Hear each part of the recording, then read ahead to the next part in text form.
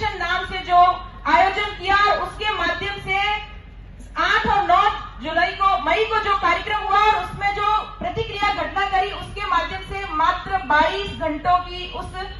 कड़ी में 9 आतंकी ठिकाने, जिसमें लश्कर-ए-तैयबा, मोहम्मद अहमद, जितने भी बड़े आतंकी ठिकाने थे वहां पर उनको नस्ते नाबूद कर दिया, उनको खत्म कर दिया। ये हमारी सेना की वर्तमान स्थिति है।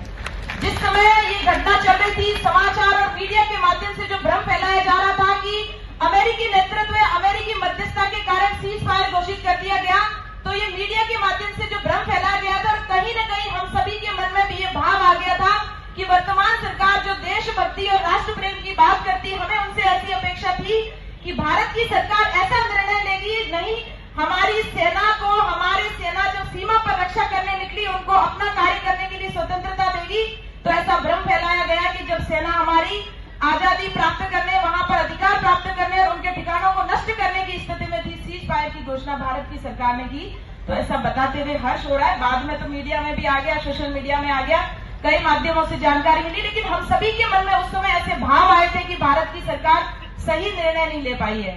तो बाद में ऐसा हुआ कि किस तरीके से सीज फायर की जो बात थी वो किसी बाहरी दबाव के कारण नहीं हुई थी। पाकिस्तान ने स्वयं पहल करी थी कि सीज फायर होना चाहिए, उसी ने इसका उल्लंघन करा और जब उसने उसका उल्लंघन करा तो भारत की सरकार ने ये बता दिया कि वर्तमान में हमारी रणनीति क्या है। वर्तमान में भारत सरकार ने स्पष्ट बता दिया कि हम अपने नागरिकों की रक्षा के लिए, अपने नागरिकों की सुरक्षा के लिए किसी भी बाहरी दबाव या बाहरी परमिशन की आवश्यकता नहीं। आज से पहले जब भी भारत के सीमा क्षेत्र में किसी भी तरह का आक्रमण होता था,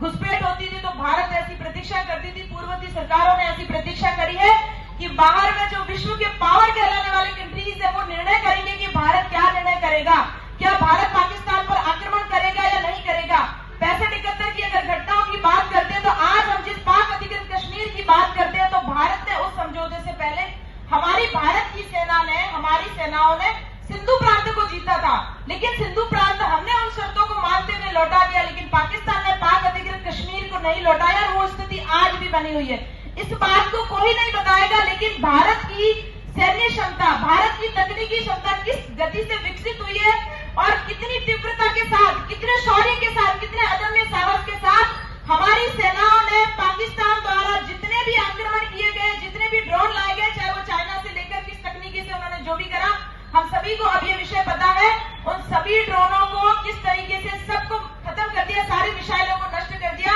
और सबसे बड़े अगर इसके कोई साक्षी है तो आप स्वयं जैसलमेर वासी है।